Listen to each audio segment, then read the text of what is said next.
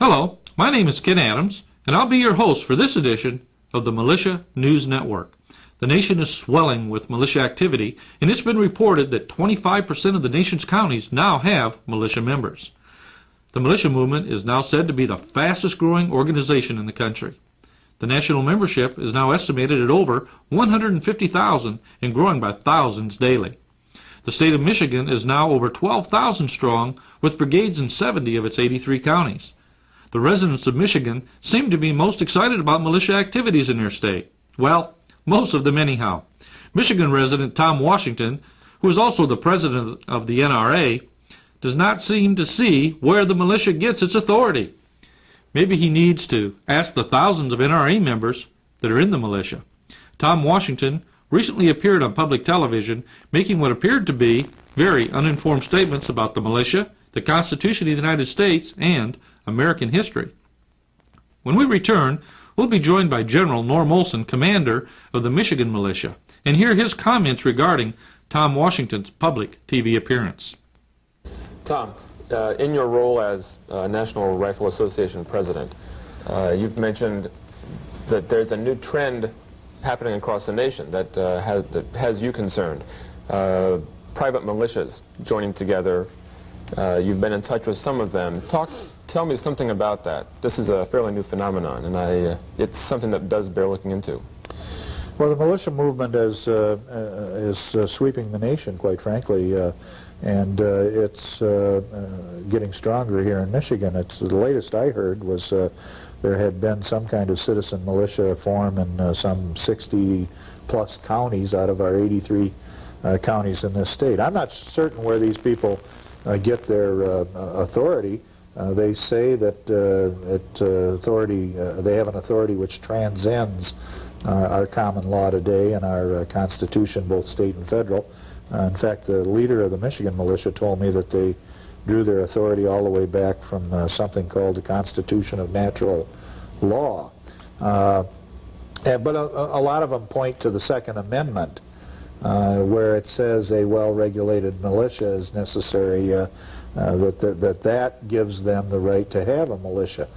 I would suggest that if one looks at the Constitution under the context of the times it was written, they will quickly recognize that we lived under a monarch, and that one of the very reasons for having a Constitution was to create a body of law which would allow us to self-govern. And within that self-government, we have a court system, and we have a ballot box, the most powerful thing of all, and probably the greatest freedom that American people have. And so I have said to them, you know, I don't believe you've exercised those things which are provided for you in the Constitution to correct whatever ills it is you perceive that we have in the government. Number one, the ballot box. Vote the rascals out.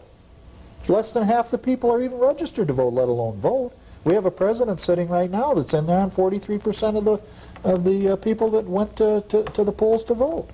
You've got 9.5 million people living in Michigan, and you'll be lucky to get 3 million of them out to vote next week. You know, hundreds of thousands of people, young men and women throughout our history have lost their lives, have spilled their blood to guarantee our people have this right to vote. And yet we ignore it. For me, it's an insult. That's an insult.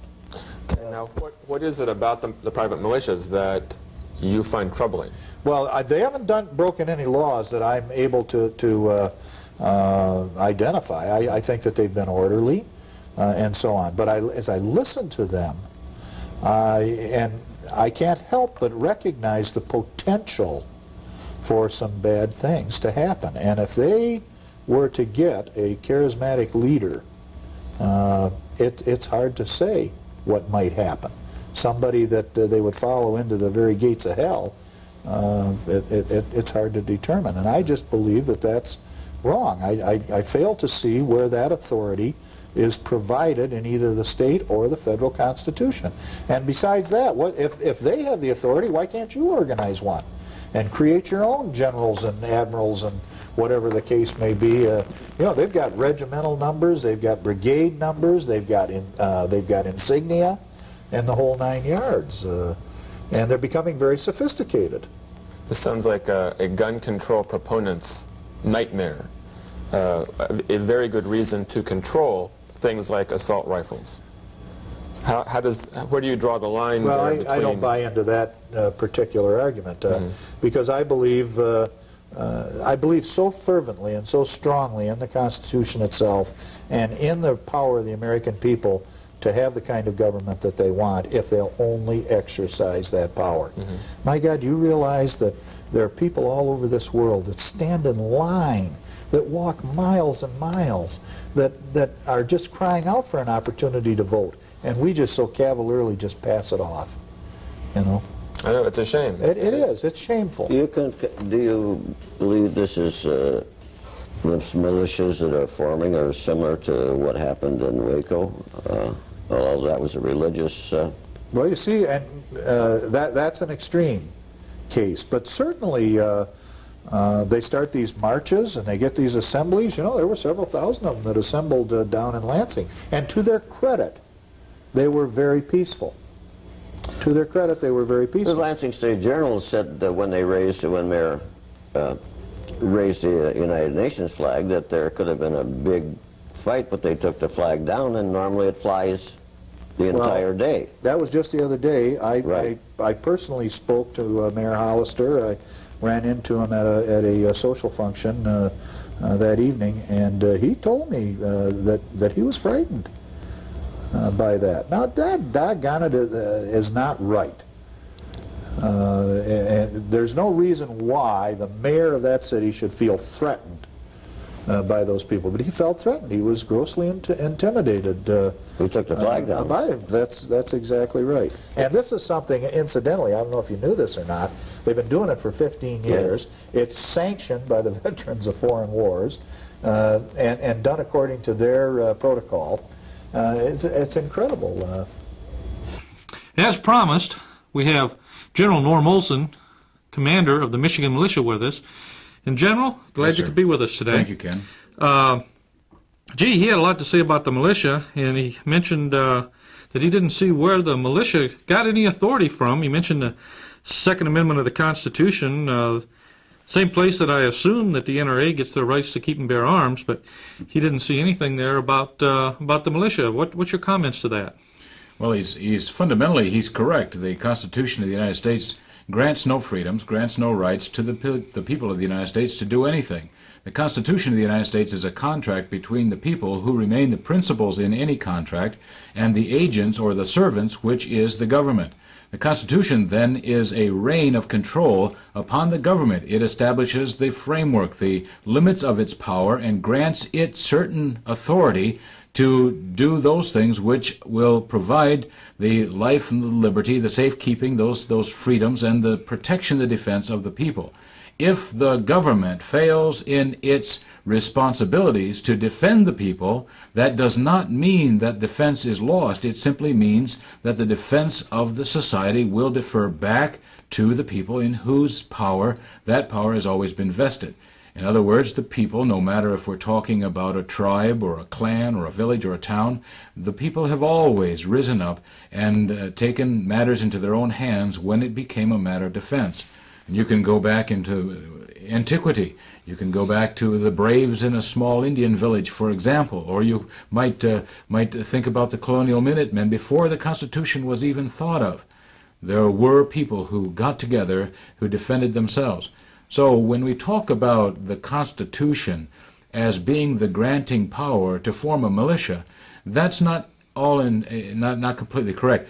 What it means is that the Constitution recognizes that the government may have the authority or the right to establish a defensive unit, and that can be called the militia.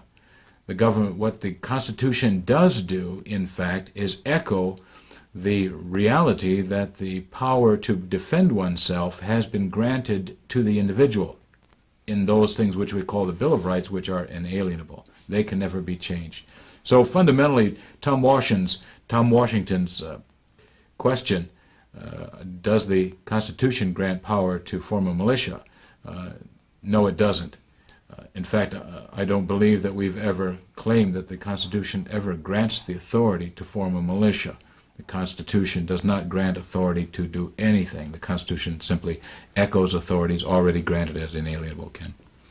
Okay, then if I understand you correctly, then what you're saying is that we have always had the right to defend ourselves and to form militias for that defense of ourselves, our neighbors, our state, and our country. Yes, sir, Ken. In fact, this is so fundamental. Now, if we really think about it, the idea is simple, but it's very profound. When we talk about the right to keep and bear arms, we sometimes fail when we put the Constitution into this argument. If we argue from a constitutional basis, then how do we answer the question that's given, what did people do to defend themselves before the Constitution? This thought is so profound that it will establish our thinking and make it very clear that the right to keep and bear arms, the right to defend oneself, is natural to all societal creatures, to all human beings who live in groups. We will come together to defend ourselves, whether it's against wild animals or bandits or marauding tribes, whatever. We will defend ourselves. And the right to keep and bear arms is fundamental. The right to form a defensive unit, that also is fundamental. Militias, however, created by the state, are also a limited right granted to the state for the defense of the state. But that granting of that power must come from authority greater than that granted power, from the granting power, and that being the people, that power vested in the people forever. Okay, so then really what the Constitution is doing then is guaranteeing and protecting the rights that you already have and limiting the government from taking those rights away. Absolutely, absolutely.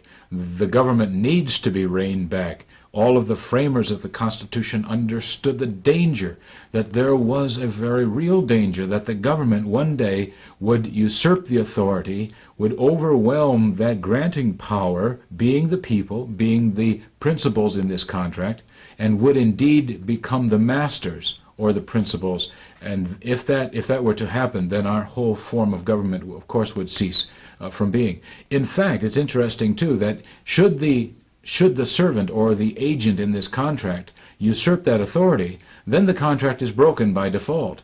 And if that were to happen, then the granting authority, that being the people or the principals or the masters, would have no obligation to abide by that contract anymore, and they could in fact dissolve government. Okay, so then I guess then when Tom Washington was mentioning about the Constitution of natural law, this is kind of what you're getting back to, what you're alluding to there, is that we've always had those rights, and that's where that Constitution of natural law comes in? Yes, Ken. When I talked to Tom Washington on the phone, and I told him again that there was a Constitution that transcends that document which we call the United States Constitution, understanding too that the Constitution is a contract. When do you make contracts? Well, when you have a job to do, or an objective to reach, or a mission to fulfill. The mission was to create a government. Only free people can create a government. Only well-armed people who have already secured liberty for themselves by the use of arms would be willing, yea, would even be courageous enough to form a government. There's a natural law. Let me speak about that natural law. If we look back into antiquity once again, we may use words that Jesus spoke when he said to love your neighbors as yourself. Is that not a contract that we make between ourselves and our neighbors? Now, I believe it is. I believe that a contract that we make with our neighbors to defend them, to watch over them, to watch for their children's safety and to watch for their safety, and to not do anything that would endanger our neighbors, I believe that that is about as natural of a constitution that you can get. If we're talking about a contract, then my contract with you, Ken, is to watch over your well-being and your safety, to defend you and your family, and to help you to defend yourself. And so when we look at natural law, the law that God would have us to watch over one another, we're looking at a contract or a constitution, if you will. That's what I was talking to him about. That concept seemed to elude him, and that's so unfortunate. Well, something that I didn't really understand, and maybe you can enlighten me on what he may have been talking about, when he was talking about at the time that the Constitution was written, that it really doesn't mean the same thing anymore. And he was talking about the Second Amendment, and it really puzzled me because it's that same Second Amendment that he defends the right to keep and bear arms. The prior part of that same sentence, it's not even a different sentence, there's a comma in the middle of the sentence after militia, and then goes into the right to keep and bear arms, and he was saying that we had to understand that when the Constitution was written, that we were under a monarch. And can you elaborate on that, what he was talking about? No, in fact, in his conversation with me, he said that. In his conversation with Joel Kurth, the writer from the St. Ignace News, he also spoke to Joel Kurth and said that very same thing. And then, surprisingly, on television, without ever checking a history book, he once again said that the Constitution was written under the rule of a monarch. It was the monarchy, it was that whole vestige of monarchy that had to be removed before the people could again bravely and courageously even form something called government. They were so afraid, in fact, of a monarchy that they set aside the idea of establishing a king. They didn't even like the idea of parliament. They needed a government with checks and balances so firmly implanted in it that nothing like a monarchy could emerge. Now, I don't know what Tom Washington is talking about. Certainly he's not ignorant of history, and certainly he's not foolish enough to even to believe that there was a monarchy in place. You'll have to ask Mr. Washington on that one, Ken. I still don't know what he meant, and I don't know where he got that from. That's surprising. Okay, well, it's surprising to me as well. It just seemed very unusual the way that he commented on the Constitution, and especially the Second Amendment. I guess that's what we will have to do, is once again ask Mr. Washington where his point of view is on the Second Amendment, I suppose. Certainly the NRA has had a long-standing commitment to defending that amendment in the Constitution, and they certainly have always had a long-standing way of agreeing with it, but it seemed that in some ways that Tom Washington didn't believe that the Second Amendment stood for anything anymore.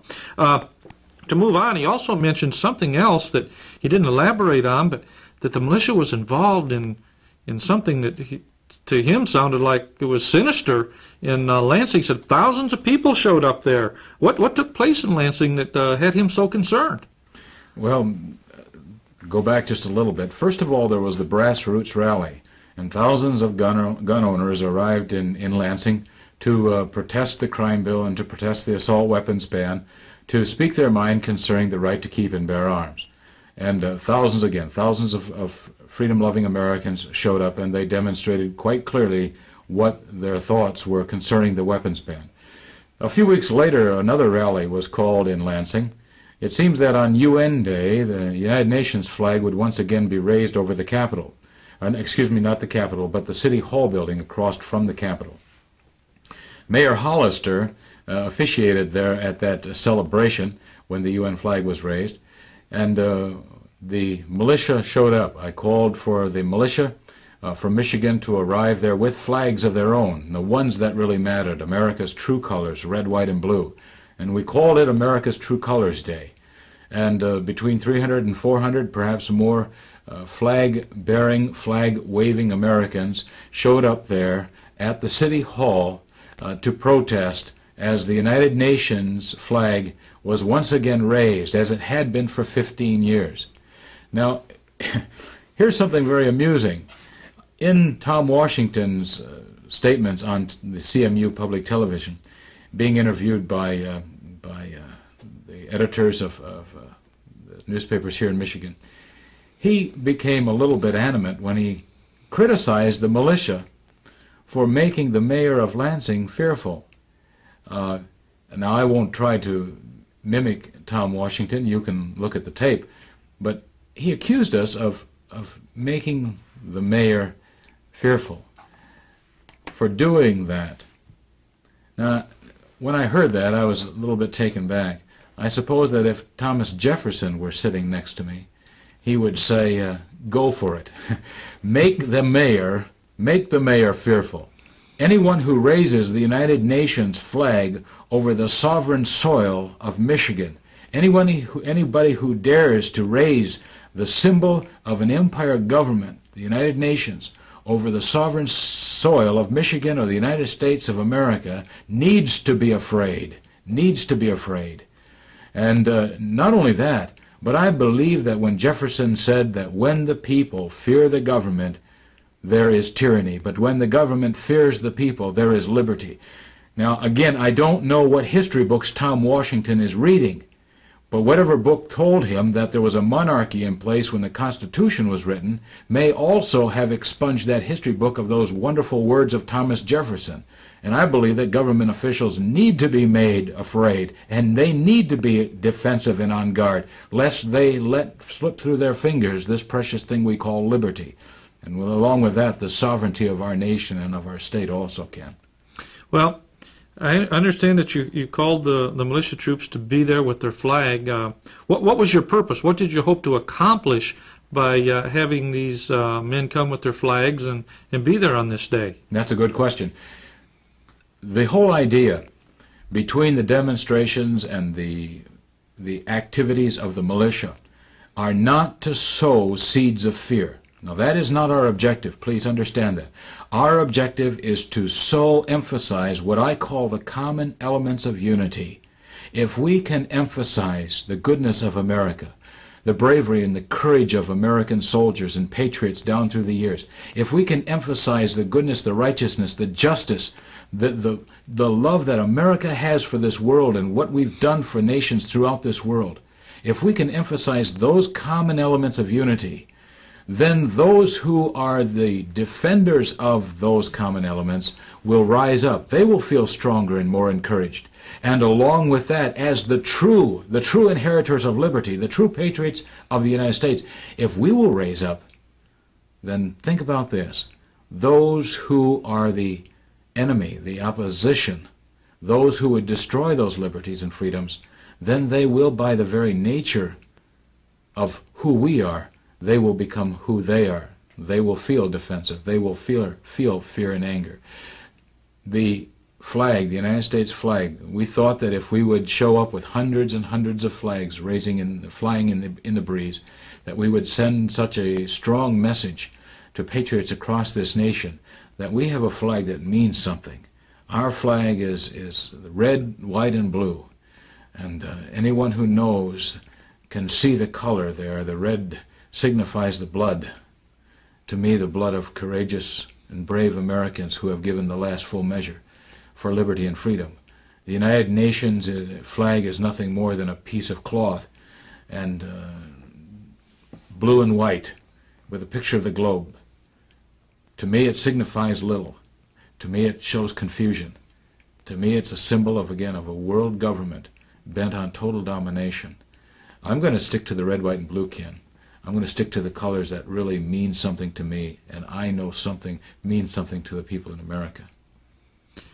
So then it appears to me that if the mayor had anything to fear, it was not the militia, but it was to fear that the people would find out what he was doing, the tyrant that he is, in recognizing and embracing a foreign government on our sovereign soil of Michigan. Is that correct? Absolutely. If 500 people show up on your doorstep and they are espousing positive principles, and if you've been a rascal and have been mixed up in doing something that is wrong, you ought not sleep well that night. And so the fear, yes, the fear may be the cold, hard reality of what you are doing. If Mr. Hollister feels that he is un-American or lacking patriotism with regard to the United States flag, then so be it. I believe that any mayor, especially of a principal city, a significant city such as Lansing, any mayor ought to fight in every possible way to prevent any other flag than the United States flag or the flag of this sovereign state to be flown in that city anywhere on public soil. It's appalling to me that he even allowed it. It's appalling to me that even when Tom Washington said something to the effect that the VFW, or the American Legion, had recognized and had given its stamp of approval to this activity, I'm not sure that is altogether true. And I believe that perhaps Mr. Washington was saying something to the effect that they were following the proper custom of flying a flag below the United States flag. And in such case, what they did with the United Nations flag was true. But I can't believe that the American Legion or any other veterans of foreign war organization would feel good and comfortable about allowing the United Nations flag to fly over sovereign soil of the United States of America. I can't believe that. Well, it certainly made an impact, as the news piece that we're going to see in a few minutes, that the whole nation saw what took place in Lansing. It certainly seems that the people felt the same way you did, because as I understand that the flag did come down, and that, as the news piece says, that the militia was victorious in what they had to accomplish that day was accomplished. And as a matter of fact, I think the words were "mission accomplished" at the end of the piece. So with that said, I want to thank you for being here today, General. Thank you. And let's take a look at what CNN had to say about the True Colors Day. Fine, thank you. In front of the Lansing, Michigan City Hall to protest, of all things, United Nations Day. Ed Garston explains. Resolute high school band members and nervous color guards struggle to keep their composure as they march into a shouting, chanting wall of competition in camouflage, opposed to the raising of the UN flag to commemorate United Nations Day. You're a traitor and you'll burn in hell!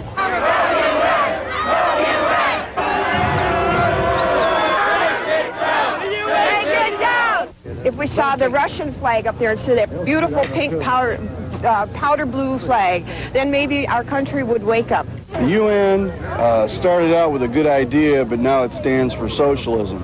We pay 75% of the tab and get one vote.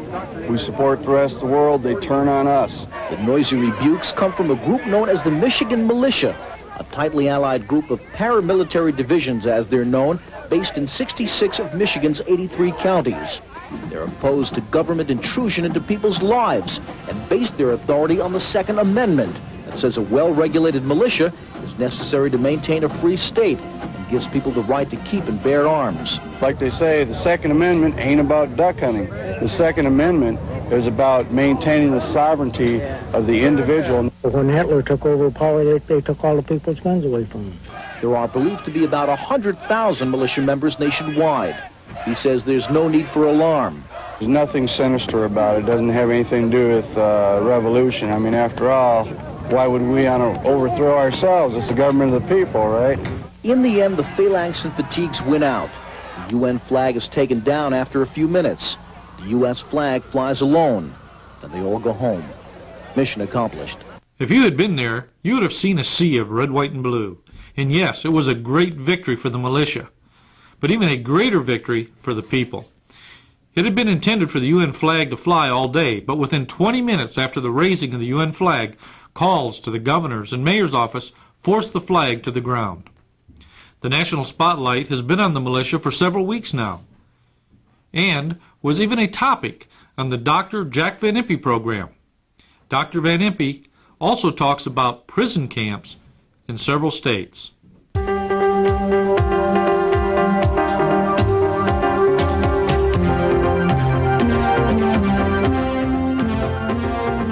Presenting Dr. and Mrs. Jack Van Impe, a news team analyzing and evaluating world events, having traveled to 50 nations, interviewing 150 leaders globally. This team is qualified to report and interpret international news.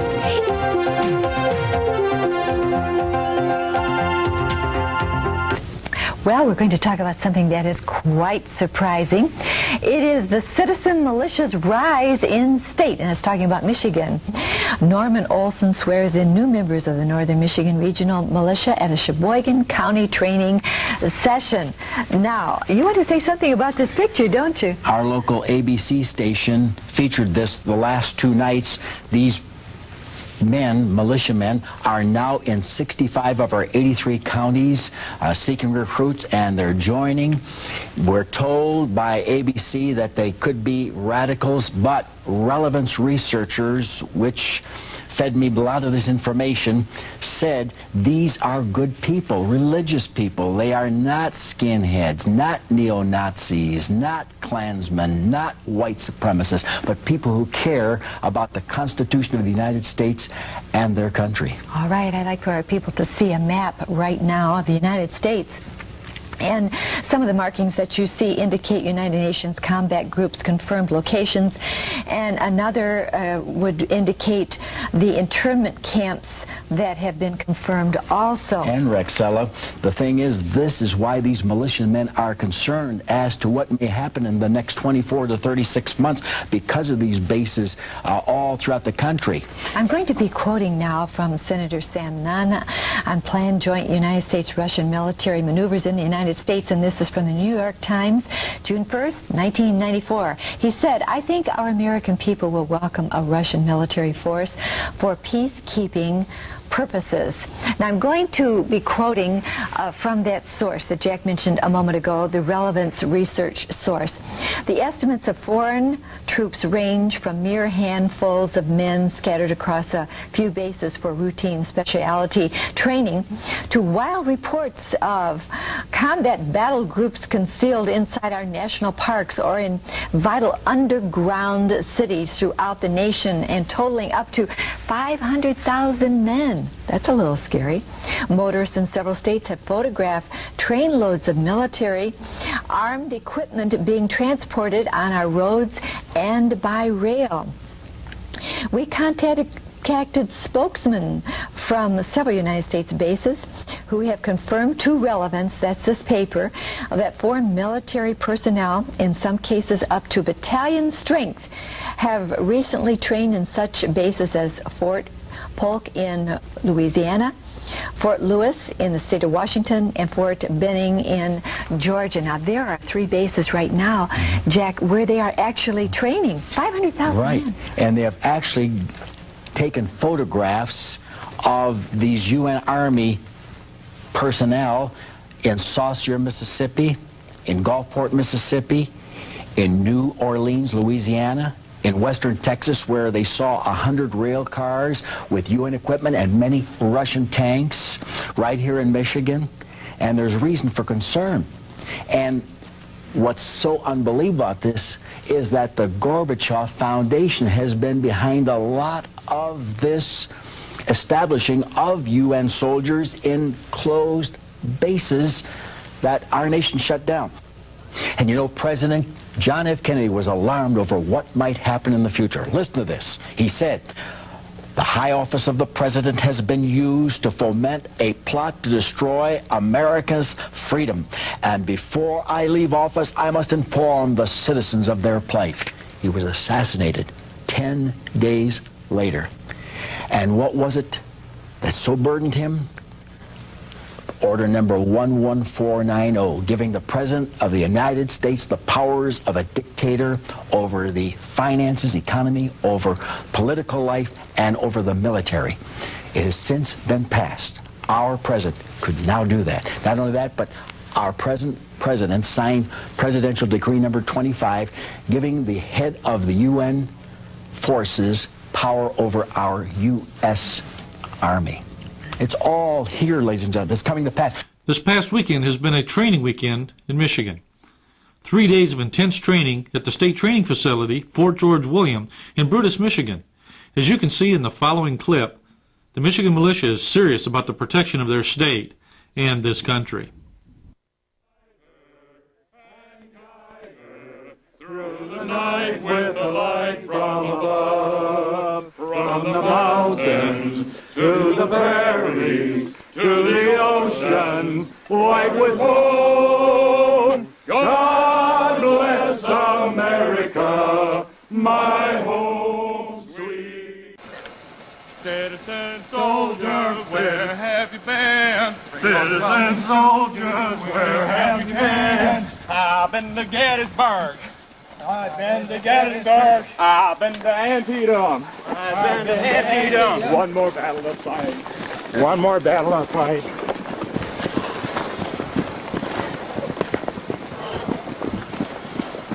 There you go.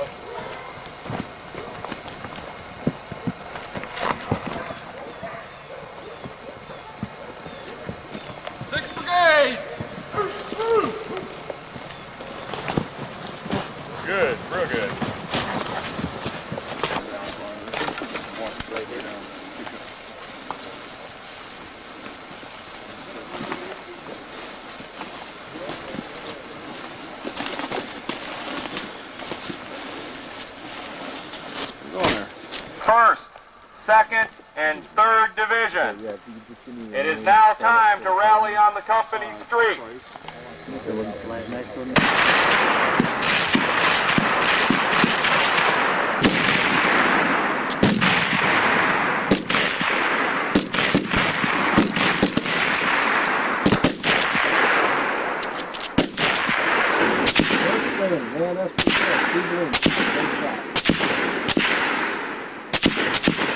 So help me God. So help me God. Congratulations also.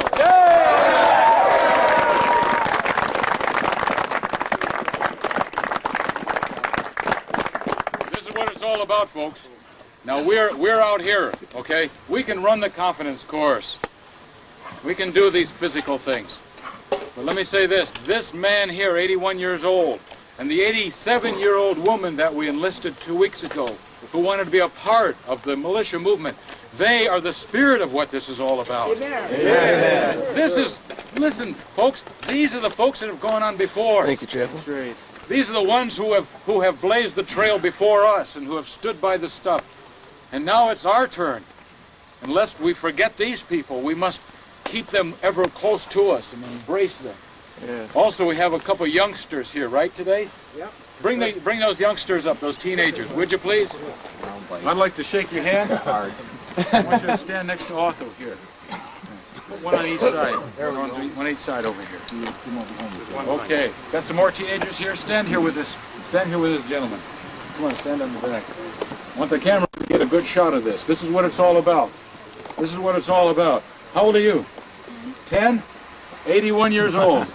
Now, if my math still serves, it's 71 years difference. So 71 years of American standing. That's wonderful. And so again, praise the Lord. Hey, General. Amen. Yes. God bless America, land that I love. Stand beside her and guide her through the night with a light from above.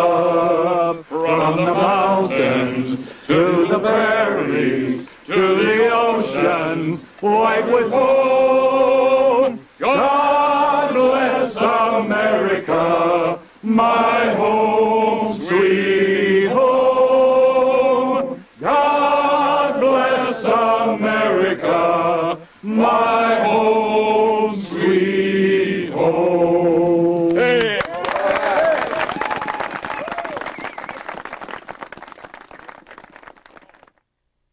The CBS News team spent this weekend with the militia also, and will be airing a special on the CBS This Morning program very soon. Thank you for being with us for this edition of the Militia News Network, and until we meet again, Godspeed to all of you.